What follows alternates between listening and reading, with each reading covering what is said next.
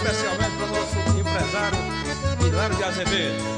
Olha aí, sujeito, o Maracá chegando mais uma vez. Vamos lá. Tudo bom, ça va en portugais? C'est le nom d'une marque franco-brésilienne de vêtements colorés et à la mode. Derrière la cinquantaine de références, renouvelées 2 fois par an, se cache une démarche originale.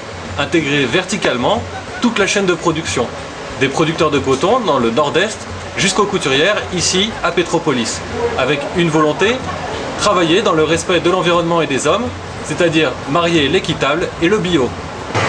Ce t-shirt ou ce sweat sont 2 des références de la collection automne-hiver actuellement en vente en France.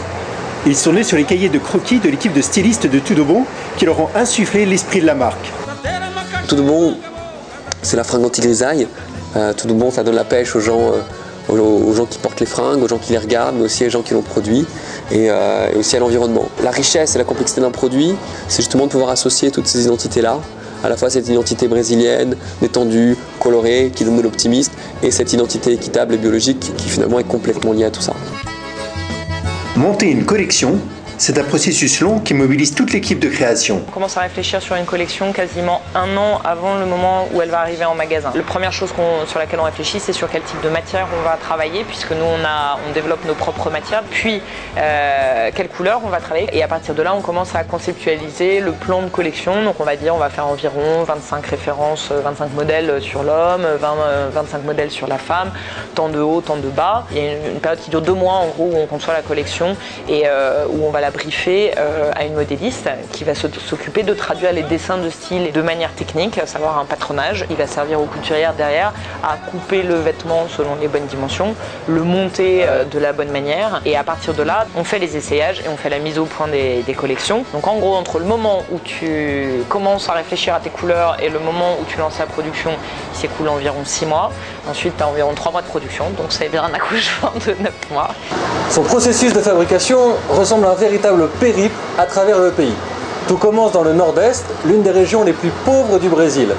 Là-bas, 70 producteurs partenaires cultivent du coton suivant les principes de l'agroécologie.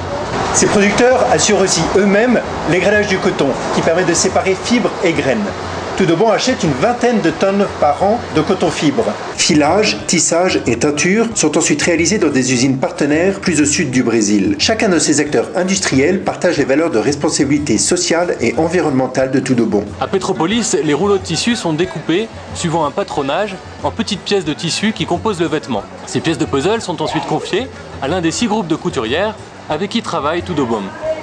Chacun de ces groupes rassemble de 2 à 4 femmes qui proviennent des quartiers les plus défavorisés de Petropolis. Une couturière peut réaliser jusqu'à 50 t-shirts par jour.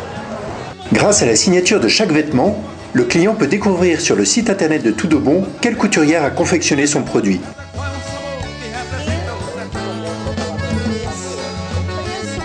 Tudo Bom a récemment renforcé son équipe de création qui travaille actuellement au lancement de la collection Printemps-été 2010. Tout en restant fidèle à l'esprit éthique de la marque, la nouvelle ligne doit maintenant permettre à Tudo Bom de renforcer son positionnement comme acteur de la mode.